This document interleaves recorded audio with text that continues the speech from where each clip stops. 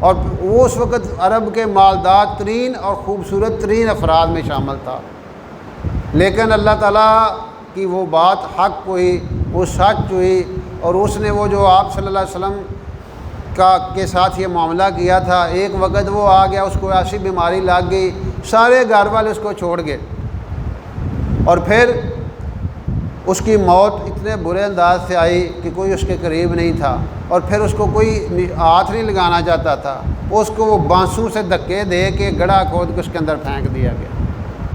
وجہ کیا تھی کہ اس نے اللہ کے رسول صلی اللہ علیہ وسلم کی بات کو ڈیناؤنس کر دیا، رد کر دیا، انکار کر دیا۔ تو اس لیے اللہ کے حبیب صلی اللہ علیہ وسلم نے تو اپنا کام جاری رکھا، وہ لوگوں کے تان و تشنیع سے، ان کی باتوں سے، اب کیا ہوتا تھا، وہ کہتے تھے کہ وَإِذَا قِيلَ لَهُمُ اتَّبِعُوا مَا أَنزَلَ اللَّهُ قَالُوا بَلْ نَتَّبِعُ مَا أَلْفَيْنَا عَلَيْهِ آبَاءَنَا أَوَلَوْ كَانَ آبَاؤُهُمْ لَا يَعْقِلُونَ شَيْئًا وَلَا يَهْتَدُونَ، کہ جب انہیں کہا جاتا ہے کہ جو چیز میں لے کے آیا ہوں، جو قرآن تم پہ نازل ہوا ہے، جو اللہ کا کلام ہے، اس پہ ایمان لے آؤ، تو وہ کیا کہتے تھے کہ ہم اس چیز کو نہیں چھوڑ سکتے جس کو ہم نے اپنے آباء و اجداد سے لیا ہے۔ اور یہ ہر دور میں رہا ہے کہ لوگ کہتے ہیں جی اسی اپنے پیو دادے دے دین نو چھڑ دئیے، پیو دادے دے طریقے نو چھڑ دئیے۔ اللہ تعالیٰ نے کہا کہ وہ بھی گمراہ تھے اور تم بھی گمراہ ہو، انہیں بھی عقل کوئی نہیں تھی اور تمہیں بھی عقل کوئی نہیں ہے۔ جب اللہ کا قرآن آ گیا، جب اللہ کے رسول آ گئے، جب انہوں نے سارے باطل طریقے جو ہیں ان کو ختم کر دیا، ان کو کراس کر دیا، اب تمہیں کوئی حق نہیں پہنچتا کہ تم ان کے ساتھ۔ اس لیے اللہ تعالیٰ نے فرمایا لا تتخذوا آباءکم و اخوانکم اولیاء ان استحبوا الکفر علی الایمان، کہ اے ایمان والو اپنے باپوں کو اور اپنے بھائیوں کو، وہ ایک بندہ تھا نا، وہ کہتا تھا میں تے اپنے بھرا تے نال ہی رہنا، پیو نال ہی رہنا، تو اس موقع پہ یہ آیت نازل ہوئی کہ آپ ان کو بتائیں کہ اپنے باپ کو اور بھائیوں کو فوقیت نہ دو اللہ کے دین پر، اگر وہ کفر سے محبت کرتے ہیں تو تم حق پہ آ جاؤ، تم مت دیکھو کہ میرا باپ کیا کر رہا ہے، میرا بھائی کیا کر رہا ہے، میرا چاچا کیا کر رہا ہے، بلکہ یہ دیکھو قرآن کیا کہتا ہے۔ اور یہ ہر دور میں رہا ہے، ہر دور میں رہا ہے۔ جب بھی بندے کے سامنے حق آتا ہے، ایک دفعہ شیطان اسے کہتا ہے یار تو پیو دادیاں دے راہ چھڈ دے کہ نواں کھاتا کھول لیا، سارے رینج ہو جان دے، سارے تن چھڈ جان دے۔ اور اس دور میں بھی یہی ہوا۔ رسول پاک علیہ السلام نے جب کام شروع کیا دعوت دین کا تو کیا ہوا، اب وہ ایک بندہ مسلمان ہو گیا اور سارے کے سارے کفر پہ ہیں۔ تو اس لیے اللہ پاک نے ہمیں جو دین دیا ہے یہ بہت عظیم الشان دین ہے، ہمیں اس کی قدر کرنی ہے۔ یہ زندگی تو ایسے ہی گزر جانی ہے نا، جیسے ہم یہاں پہ آج کسی کی دعا کے لیے اکٹھے ہوئے ہیں، کل کو یہ سلسلہ ہمارے لیے بھی ہوگا۔ تو اس لیے عقل مند بندہ وہ ہے، رسول پاک نے فرمایا کہ جو موت سے پہلے موت کی تیاری کرے۔ الکیس من دان نفسہ وعمل لما بعد الموت، عقل مند وہ ہے جو اپنا خیال رکھے، اپنے من کو دیکھتا رہے، اپنے دل کو دیکھتا رہے کہ کہیں اس میں کوئی آلودگی تو نہیں آ گئی، کسی اور کی محبت تو نہیں آ گئی۔ قیامت کے دن دیکھا جائے گا، دل کو چیرا جائے گا، وحصل ما فی الصدور، سینے کو چیرا جائے گا، دل دیکھا جائے گا، اس میں کس کی محبت ہے۔ آج ہم دیکھ لیں ہمارے اندر کس کی محبتیں ہیں۔ اور وہی ہمارے ڈاکٹر نور احمد نور صاحب نشتر میڈیکل کالج کے پروفیسر ہیں، انہوں نے کہتے ہیں میں نے 200 بندوں کو اپنے سامنے مرتے دیکھا، 200 میں سے ایک بندے نے کلمہ پڑھا، 199 کچھ اور کے اندر دنیا سے ٹر گئے نے۔ کیا وہ جو ساری زندگی بولتے رہے، ساری زندگی سنتے رہے، وہی آخری وقت میں موت کے وقت نکلتا ہے انسان کی زبان سے۔ وہ ایک بابا ایڈمٹ ہو گیا یہاں ہاسپٹل میں، تو وہ اب بار بار کہے مجھے بھائی کے لیا جو، بھائی کے لیا جو۔ اب اس ہے بھی لاولد تھا، کوئی اس کی شادی بھی نہیں ہوئی، بال بچہ بھی کون سی، اور کہتے بھائی کہتے ہیں یہ دیہاتوں میں جہاں پہ جانور باندھتے ہیں نا، ان کو کہتے ہیں بھائی کے، اور بھائی کے لیا جو۔ تو وہاں پہ لے گئے تو اسے کہتے ہیں یار اب تمہارا ویسے ہی تمہارا کو نہیں، یہ کچھ 4 ڈنگر اللہ دی راہ دے دے۔ انہیں کہا نہیں میں وال ہویا نا تو میں کٹا ایک دیاں دا، یعنی وہ اسی حالت میں چلا گیا۔ یعنی اس وقت بھی محبت اتنی غالب ہے کہ وہ اللہ کی راہ میں دینے کے لیے تیار نہیں ہے۔ اور اکثر یہ ہوتا ہے کہ وہ بندہ یعنی بجائے اس کو، اس لیے کہتے ہیں کہ موت کے وقت جب بندہ نزع کی حالت میں ہوتا ہے نا تو اس کو یہ نہیں کہنا چاہیے کلمہ پڑھ، کیونکہ اس کی حالت بڑی نازک ہوتی ہے، اس پہ سکرات کا جو ہے نا وہ غلبہ ہوتا ہے اور بڑی سخت تکلیف میں ہوتا ہے۔ ہو سکتا ہے وہ ایسے الفاظ نہ کہہ دے اس شدت تکلیف کی وجہ سے کہ وہ ایمان سے نکل جائے۔ اس لیے حکم یہ ہے کہ جب کوئی بندہ سکرات کی حالت میں ہو تو اس کے پاس کلمہ پڑھیں، درود پڑھیں، سورہ یاسین پڑھیں۔ یاسین سورت جو ہے فرمایا حدیث میں آتا ہے، رسول پاک علیہ السلام فرماتے ہیں کہ یہ جو سورہ یاسین ہے نا یہ یعنی موت کی سختی کو آسان کرتی ہے اور روح کے نکلنے میں سہولت ملتی ہے۔ اس لیے ہم زندگی، حدیث میں آتا ہے کہ بندہ جس طرح کی زندگی گزارے گا اس طرح اس کی موت آئے گی، اور جس طرح موت آئے گی قیامت کے دن اسی طرح ہی اٹھایا جائے گا۔ اس لیے اللہ کی باتیں کرنا، اللہ کا ذکر کرنا، حضرت علی کرم اللہ وجہ نے اپنے بیٹوں سے کہا تھا بیٹا اللہ کی باتیں کر کے اپنے دل کو زندہ رکھا کرو اور قبر اور آخرت کو یاد کر کے اپنے عملوں کی سستی کو دور کیا کرو۔ قبر اور آخرت کو یاد کر کے اپنے عملوں کی سستی کو دور کیا کرو کہ جب بندے کو پتہ ہے کل کو کیا پتہ مجھے آج شام ہونی ہے نہیں ہونی، اگلی زور ہم نے پڑھنی ہے نہیں پڑھنی۔ کتنے لوگ ہوتے ہیں ہیری میری ہوتے ہیں، بندہ کہتا ہے یار ہوں میرے آیا سی میں بندہ ہیری میری سی او جا رہے ہیں۔ تو اس لیے وہ آپ علیہ السلام نے ایک دفعہ پوچھا موت کے بارے میں تمہارا کیا حال ہے؟ یا رسول اللہ صبح ہوتی ہے نا ہمیں پتہ نہیں ہوتا شام ہوگی کہ نہیں ہوگی۔ ایک صحابی کہتے ہیں کہ یا رسول اللہ ہم نماز شروع کرتے ہیں نا ہمیں یقین نہیں ہوتا سلام پھیر سکیں گے کہ نہیں۔ دوسرے ایک اور کہتے ہیں کہ اس طرح اور مختلف جواب ان لوگوں نے دیے تو آپ نے فرمایا تم موت کو غلط سمجھے ہو، میں تو ایک طرف سلام پھیرتا ہوں مجھے یقین نہیں ہوتا دوسری طرف سلام پھیر بھی سکوں گا کہ نہیں۔ اس لیے آپ نے فرمایا لذتوں کو توڑ دینے والی چیز موت کو کثرت سے یاد کیا کرو۔ کوئی دن ایسا نہیں گزرتا جب موت انسان کو یاد نہیں کرتی۔ 70 دفعہ تو قبر یاد کرتی ہے نا کہ میں تنہائی کا گھر ہوں، میں کیڑوں کا گھر ہوں، میں وحشت کا گھر ہوں، میں اندھیروں کا گھر ہوں، میرے پاس آنا ہے تو تیاری کر کے آنا، میرے پاس آنا ہے تو تیاری کر کے آنا۔ اب قبر کی تیاری کیا ہے؟ اعمال، اللہ کے رسول صلی اللہ علیہ وسلم نے اعمال بتائے۔ آپ نے فرمایا جو بندہ روزانہ سونے سے پہلے سورہ ملک کی تلاوت کرتا ہے، تبارک اللہ بیادہ الملک وہو علی کل شیء قدیر، یہ 29ویں پارے کی پہلی صورت ہے۔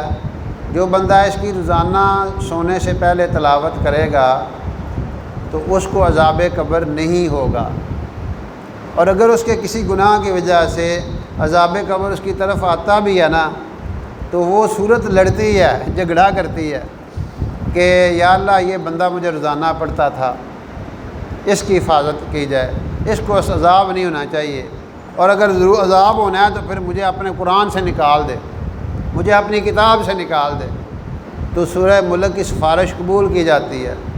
پھر ایک اور بڑی خوبصورت روایت ہے کہ جب بندہ ہم رکھ کے آتے ہیں نا میت کو، قبر بند کر کے آ جاتے ہیں تو اسی وقت منکر نکیر آ جاتے ہیں، وہ سوال کرنے والے فرشتے آ جاتے ہیں، وہ پوچھتے ہیں، تھوڑی سختی کرتے ہیں تو ایک دم ایک اور بندہ آ جاتا ہے، وہ بندہ جو ہے نا کہتے ہیں آرام سے سوال کرنے ہیں۔ اب جب وہ سوال جواب میں ان کی مدد کرتے ہیں، وہ کرتا ہے بندہ، پھر اس کے لیے جب وہ چلے جاتے ہیں تو اس کے لیے بستر بچھاتا ہے، جنت کی کھڑکیاں کھولتا ہے، تو وہ بڑا حیران ہوتا ہے، یار تم نے میری بڑی مدد کی آج، میں تو نہیں تمہیں پہچانتا، میں تو تمہیں نہیں جانتا، کون ہو تم؟ تو وہ جواب دے گا کہ میں وہ قرآن ہوں، میں وہ قرآن ہوں جس کو تم کبھی آہستہ آواز میں پڑھتے تھے، کبھی بلند آواز میں پڑھتے تھے، کبھی دن میں پڑھتے تھے، کبھی رات میں پڑھتے تھے، کبھی سفر میں پڑھتے تھے، کبھی حضر میں پڑھتے تھے۔ جس طرح تم نے دنیا میں میری حفاظت کی آج میں نے تمہاری حفاظت کر دی۔ اس لیے قرآن کے ساتھ تعلق ہو ہمارا، یہ الذین آتیناہم الکتاب یتلونہ حق تلاوتہ اولئک یؤمنون بہ، اللہ تعالیٰ خود کہہ رہے ہیں کہ جن لوگوں کو ہم نے کتاب دی ہے اور وہ اس کتاب کی تلاوت کا حق ادا کرتے ہیں وہی اس پہ ایمان لانے والے ہیں۔ آج ہم سارے کہتے ہیں ہمارا قرآن پہ ایمان ہے، لیکن قرآن کہیں کہیں مہینے گزر جاتے ہیں قرآن کھول کے نہیں دیکھتے۔ اس لیے قرآن کے ساتھ تعلق کیا ہے کہ کوئی دن ایک حدیث میں اللہ کے حبیب علیہ الصلوۃ والسلام فرماتے ہیں کہ تلاوت قرآن کسی حال میں نہ چھوڑو، یعنی کوئی دن ایسا نہ گزرے جس میں قرآن پاک کی تلاوت نہ ہو۔ اور پھر ایک دفعہ ایک وفد آیا ہوا تھا کسی دوسرے ملک سے، تو آپ علیہ السلام تھوڑی دیر لیٹ ہو گئے، تو آپ نے آتے ہی ان کو سلام وغیرہ کر کے حال وال پوچھ کے معذرت کی کہ میں تھوڑا لیٹ ہو گیا، میں اصل میں تلاوت کر رہا تھا، میری تلاوت آج کی رہ گئی تھی، اس وجہ سے میں لیٹ ہو گیا ہوں۔ اللہ کے رسول خود تلاوت سنا کرتے تھے، جو صحابی اچھا قرآن پڑھتے تھے ان کو بلاتے تھے، کہتے تھے مجھے قرآن سناؤ، یا رسول اللہ آپ کو میں قرآن، ان کا نہیں میرا دل کرتا ہے میں قرآن سنوں۔ اب وہ قرآن سن رہے ہیں اور آپ کی آنکھوں سے آنسو جا رہی ہیں۔ اس لیے خود قرآن میں یہ سورہ انفال کے شروع میں آتا ہے انما المؤمنون الذین اذا ذکر اللہ وجلت قلوبہم، مومن وہ لوگ ہیں کہ جب ان کے سامنے اللہ کا ذکر کیا جاتا ہے، اللہ کی باتیں کی جاتی ہیں، ان کے دل ڈر جاتے ہیں۔ وَإِذَا تُلِيَتْ عَلَيْهِمْ آيَاتُهُ فَزَادَتْهُمْ ایمانا، اور جب ان کے سامنے قرآن پڑھا جاتا ہے تو ان کے ایمان میں اضافہ ہوتا ہے۔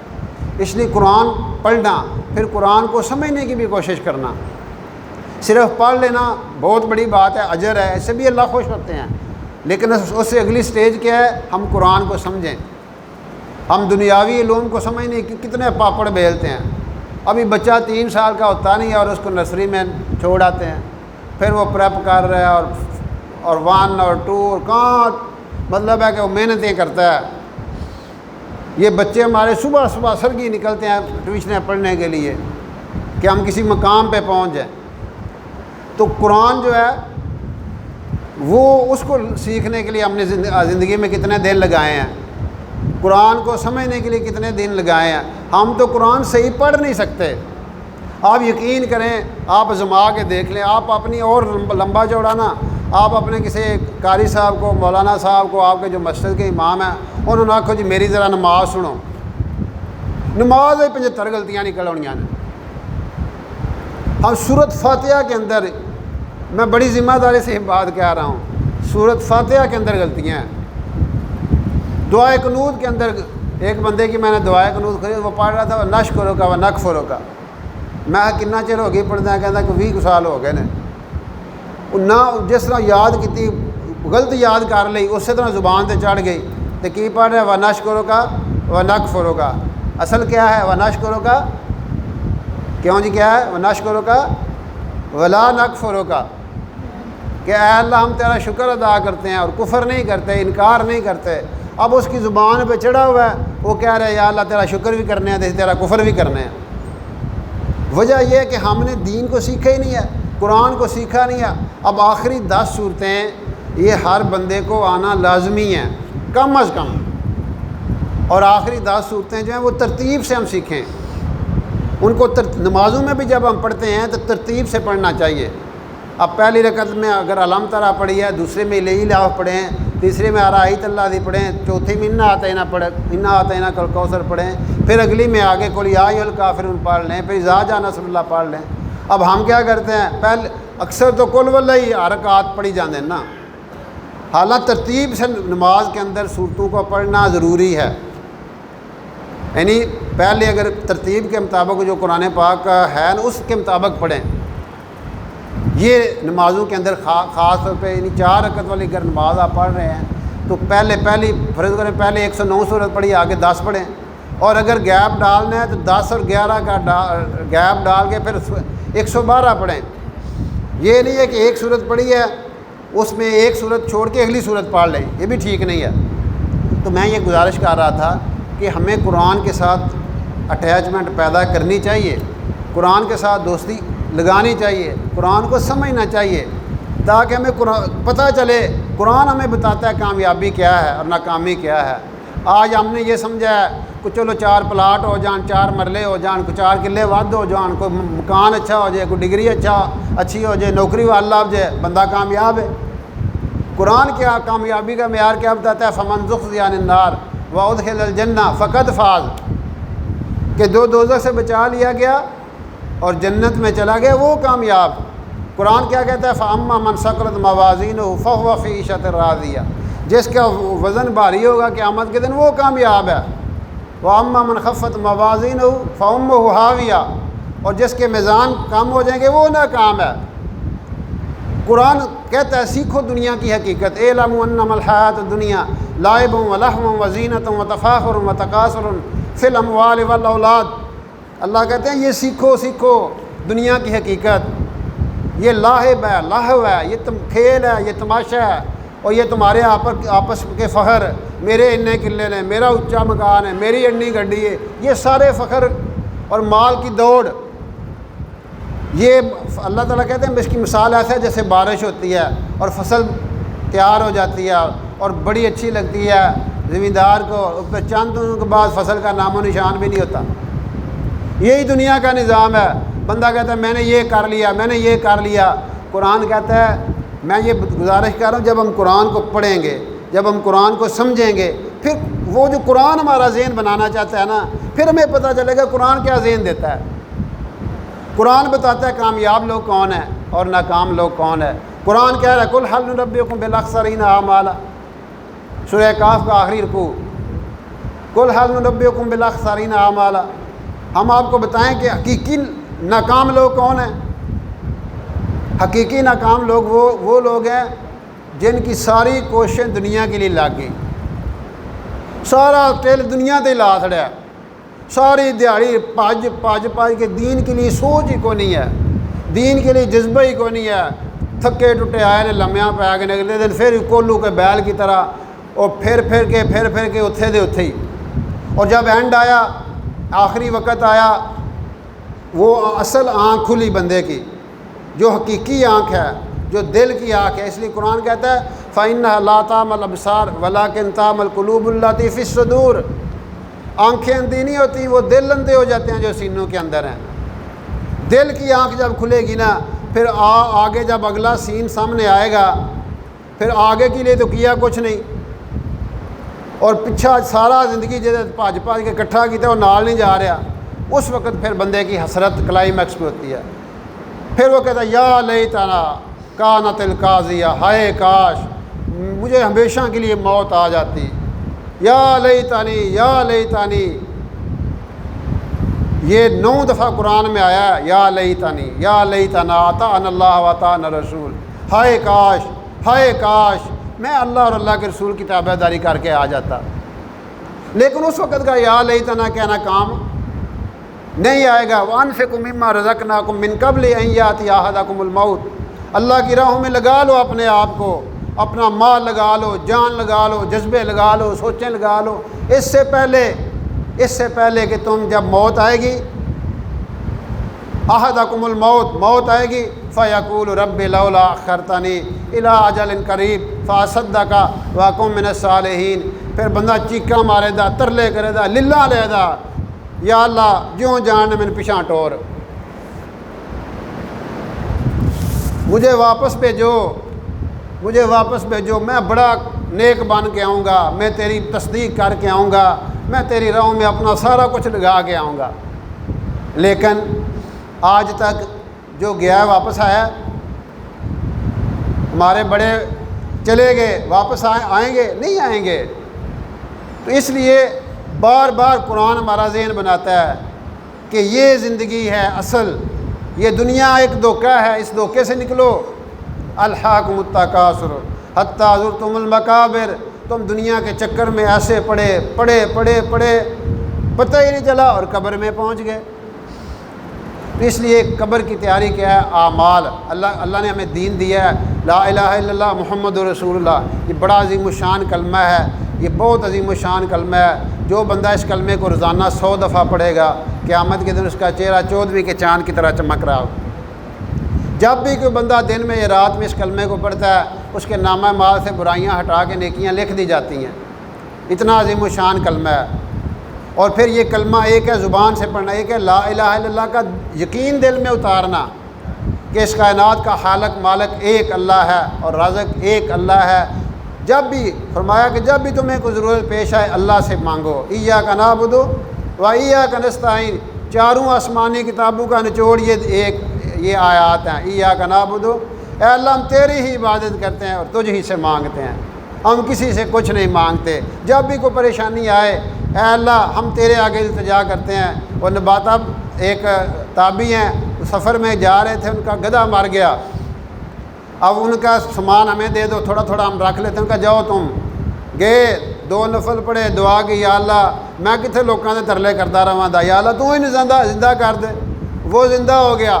امام زہری کہتے ہیں میں نے خود اس گدھے کو دیکھا کوفہ کے بازاروں میں، اس آواز کے ساتھ بک رہا تھا، اے او کھوتا جڑا مار کے دوبارہ زندہ ہوا۔ یہ جب انسان اللہ سے مانگتا ہے، اللہ کہتا ہے وَإِذَا سَأَلَكَ عِبَادِي عَنِّي فَإِنِّي قَرِيبٌ، اے میرے بندو جب بھی تم مجھے پکارو گے نا میں تمہارے بڑا قریب ہوں۔ انی اجیب الداع اذا دعانی، جب بھی کوئی مجھے پکارنے والا پکارے گا میں اس کی پکار کا جواب دوں گا۔ اس لیے اللہ کے ساتھ ہمارا ہر آن ہر گھڑی ہر سانس اللہ ہم کو اپنے ساتھ سمجھنا کہ اللہ میرے ساتھ ہے۔ اللہ کیا کہتے ہیں وَهُوَ مَعَكُمْ أَيْنَمَا كُنتُمْ، تم جہاں پہ ہوتے ہو اللہ تمہارے ساتھ ہوتا ہے۔ نحن اقرب الیہ من حبل الورید، میں تمہاری شہرگ سے بھی زیادہ قریب ہوں۔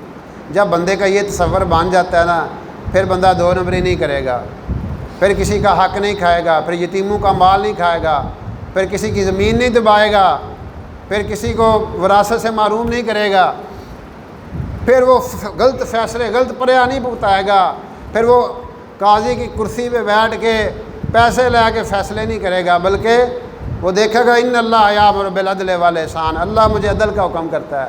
جب اسے پتہ ہے میرا اللہ میرے ساتھ ہے، آج میں کسی کی فائلوں پہ فیصلے لکھ رہا ہوں، کل میرے بھی فیصلے ہونے ہیں، کل میں نے بھی کسی کی عدالت میں پیش ہونا ہے، اور وہ عدالت ایسی ہے وہاں پہ ناانصافی نہیں ہے، وہاں پہ کوئی ناانصافی نہیں ہے، وہاں پہ تو اللہ کہتے ہیں جو ذرہ بھی کائنات میں کہیں پہ عمل کیا ہوگا وہ عمل آئے گا۔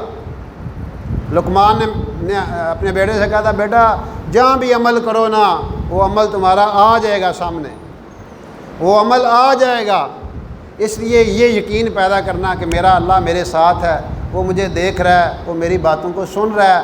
پھر جب یہ تصور ہوگا پھر بندہ کسی کو گالی گلوچ کرے گا، کسی پہ ظلم کرے گا، کسی کی غیبت کرے گا۔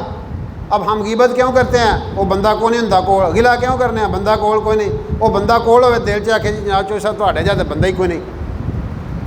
تو یہ غیبتیں یہ گلے یہ ساری کیوں ہم کرتے ہیں؟ ہمیں پتہ ہوتا ہے کہ ہمیں کوئی نہیں سن رہا۔ اللہ جب یہ تصور پیدا ہو جائے گا نا میرا اللہ میرے ساتھ ہے، پھر بندہ ایک بات بھی زبان سے نکالے گا سوچے گا، اور پھر محمد رسول اللہ حضرت محمد صلی اللہ علیہ وسلم جیسی ہستی اللہ پاک نے ہمیں دی ہے۔ یقین کریں بہت بڑی ہستی ہیں، بہت بڑی شخصیت ہیں۔ اللہ پاک اپنے نبی کو نام لے کے نہیں پکارتا۔ ایک عرابی دیہاتی آئے یا محمد کہا نا میرے نبی کو اس طرح نہ پکارا کرو، یا ایھا النبی کہا کرو، یا ایھا رسول کہا کرو۔ آپ خود اللہ کہہ رہے ہیں یا ایھا المدثر یا ایھا المزمل، 227 دفعہ اللہ پاک نے اپنے نبی کو پکارا، کنیت سے پکارا، لقب سے پکارا۔ جس طرح ہم کہتے ہیں مولانا صاحب ہیں، یہ ملک صاحب ہیں، یہ چوہے صاحب ہیں، یہ کرنل صاحب ہیں، اللہ اپنے نبی کو ایسا پروٹوکول دے رہے ہیں۔ موسیٰ علیہ السلام دعا مانگ رہے ہیں رب اشرح لی صدری، اور اللہ اپنے نبی کو پہلے کہہ رہے ہیں الم نشرح لک صدرک، ہم نے آپ کا سینہ پہلے ہی کھول دیا ہے۔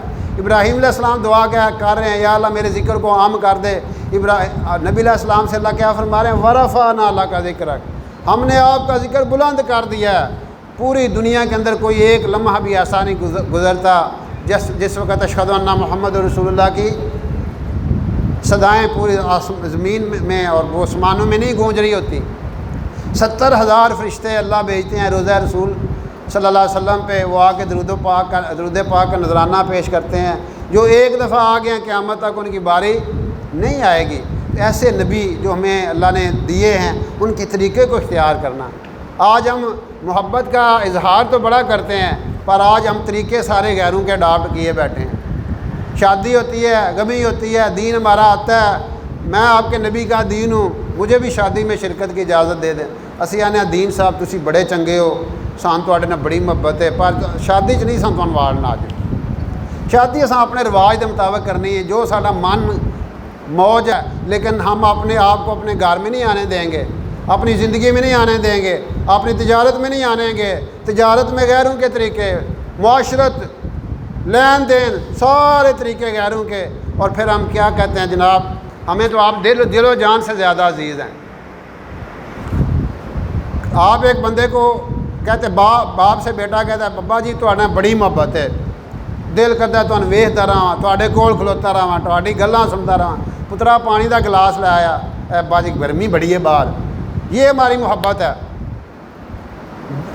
اس لیے اللہ کے حبیب علیہ الصلوۃ والسلام کی محبت کو عملی شکل دینا، آپ کا جو درد تھا، آپ کی جو تڑپ تھی، آپ کا جو غم تھا، وہ کیا تھا کہ ساری انسانیت دوزخ کی آگ سے بچ جائے، سارے انسان جنت میں چلے جائیں۔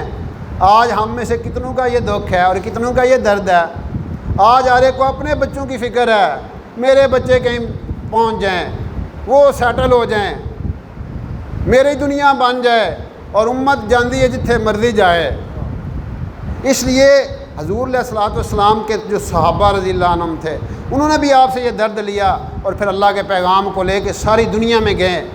پھر انہوں نے نہیں دیکھا، انہوں نے اس لیے اللہ تعالیٰ نے سورۃ توبہ کے اندر 8 چیزیں گنوائی ہیں جو فرمایا کہ میری محبت، میرے رسول صلی اللہ علیہ وسلم کی محبت اور میرے رستے میں نکلنے سے تمہیں روکے گی۔ قل ان کان آباؤکم وابناؤکم واخوانکم وازواجکم وعشیرتکم واموال اقترفتموها وتجارۃ تخشون کسادها ومساکن ترضونها احب الیکم من اللہ ورسولہ وجہاد فی سبیلہ فتربصوا حتی یأتی اللہ بامرہ۔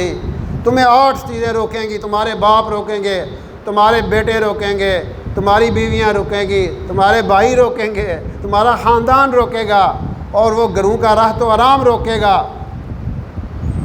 وہ اللہ کے راستے میں نکلنے کا وقت آیا نا تو منافقین صحابہ کے پاس آئے، نہ نکلے ہو بڑی گرمی جے، لا تنفروا فی الحر، اور تہاڈا نبی مروا دے جائے گرمی جے، اتنی گرمی جے۔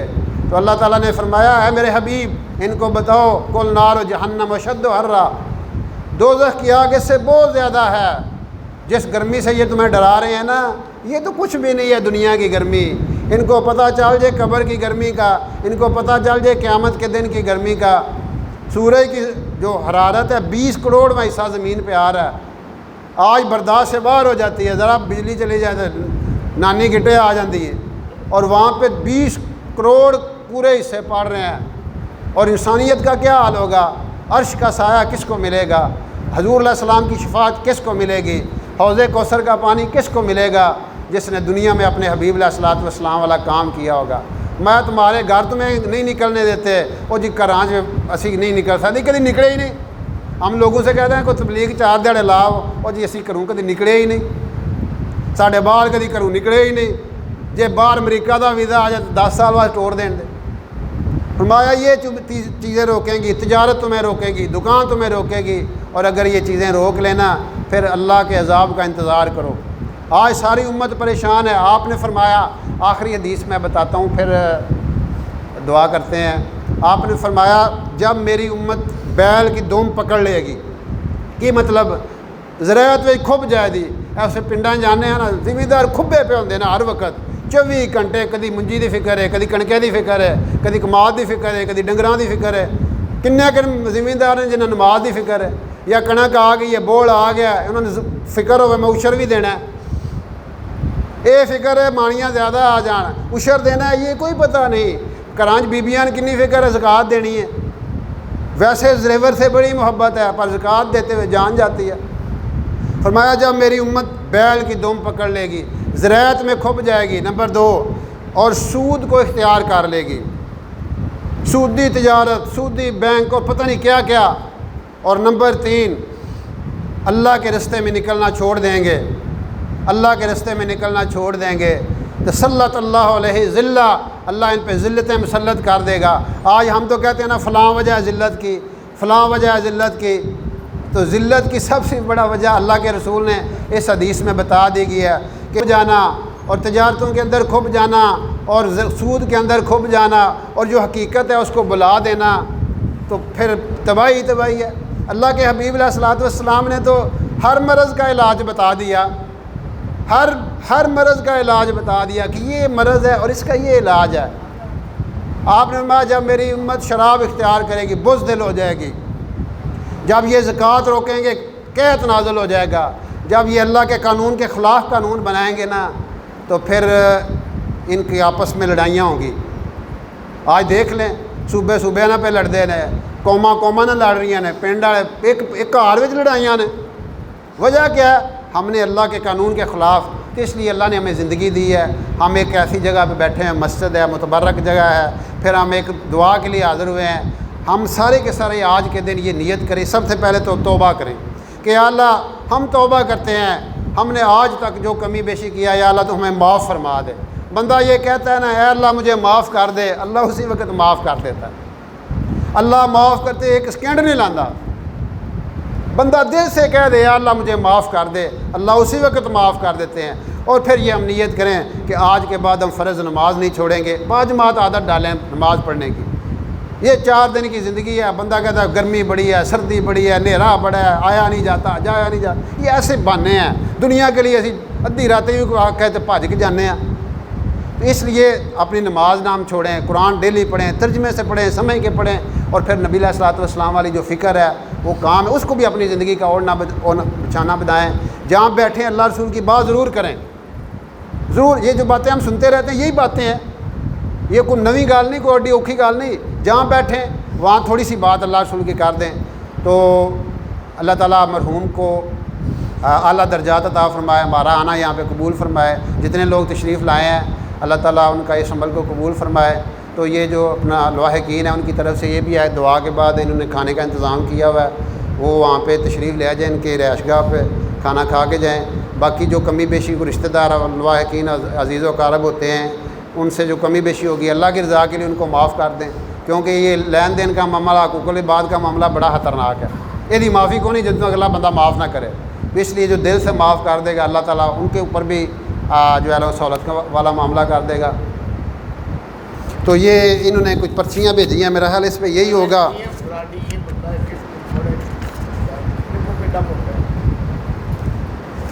یہ اپیل کر رہے ہیں، مدد کی اپیل کر رہے ہیں، پڑھو۔ یہ بھائی صاحب مدد کی اپیل کر رہے ہیں، آپ باہر دعا کے بعد ادھر تشریف لے جائیں، وہاں پھر جو کوئی ہوگا وہ انشاءاللہ آپ کی مدد کر دیں گے، ٹھیک ہے۔ اور یہ انہوں نے پرچی دی ہے، کچھ قرآن پاک پڑھے ہیں، کافی لمبی لسٹ ہے، اب وہ پڑھتے ہوئے بھی ٹائم لگ جائے گا، 2 منٹ پہلے ہی اتنے ہو گئے نے، تو کافی قرآن پاک ہیں، یاسین ہے، فاتحہ ہے، درود تاج وغیرہ وغیرہ، جو بھی جس نے پڑھا ہے نا جی، اللہ تعالیٰ اس کا اجر ان کو جو مرحوم ہیں ان کو عطا، اللہ جانتے ہیں۔ جب ہم پڑھتے ہیں نا، یاد رکھیں ایک بات، جب بھی ہم پڑھتے ہیں نا کوئی سورت فاتحہ، قول شریف، کوئی آیت، کوئی اس مرنے والے کی طرف صدقہ اسی وقت اجر چلا جاتا ہے۔ اس لیے ایک پریشان نہیں ہونا چاہیے کہ وہ تھرو پراپر چینل جائے گا، پھر کوئی ایسا مسئلہ نہیں، ایک ہمارا چلو ایک سلسلہ بن گیا ہوا ہے۔ تو اللہ تعالیٰ ہمیں عمل کرنے کی توفیق، ایک دفعہ سورت فاتحہ شریف پڑھیں اور 3 دفعہ قول شریف پڑھیں، پھر دعا کرتے ہیں۔ الحمدللہ رب العالمین الرحمن الرحیم مالک یوم الدین ایاک نعبد و ایاک نستعین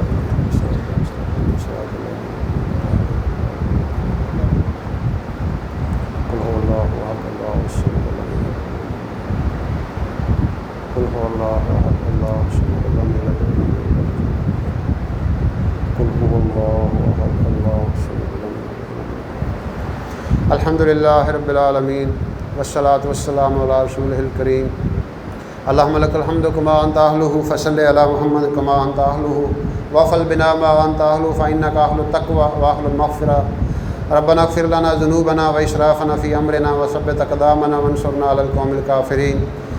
یا حی یا قیوم یا ذا الجلال والاکرام، اللہم اجعلنا من الراشدین، اللہم اغفر لحینا ومیتنا وشاہدنا وغائبنا وصغیرنا وکبیرنا وذکرنا وانسانا، اللہم من احییتہ منا فاحیہ علی الاسلام ومن توفیتہ منا فتوفہ علی الایمان، ربنا تقبل منا انک انت السمیع العلیم۔ اے میرے مولا، ہم مرحوم کے لیے یہاں پہ ان کی دعا کے لیے اکٹھے ہوئے ہیں، یا اللہ ہماری اس دعا کو قبول فرما، ان کے درجات کو بلند فرما، اور اے میرے مولا جو بھی جس نے جتنا قرآن پاک پڑھا ہے، ذکر اذکار کیا ہے، درود پاک پڑھا ہے، ان کی طرف سے استغفار کیا ہے، یا اللہ یہ اپنی بارگاہ میں قبول فرما، اور اس کا اجر جتنے بھی مسلمان آدم علیہ السلام سے لے کے آج تک ہوئے ہیں یا اللہ ان سب کو اس کا اجر پہنچا دے، اور مرحوم کے اللہ ان کو اعلیٰ درجات عطا فرما، ان کی قبر کو جنت کے باغوں میں سے ایک باغ بنا دے، یا اللہ ان سے زندگی میں جو کمی بیشی ہوئی ہے اے میرے مولا، یہ سارے مسلمان اپنے ہاتھ اٹھائے ہوئے ہیں جس میں نوجوان بھی ہیں بزرگ بھی ہیں،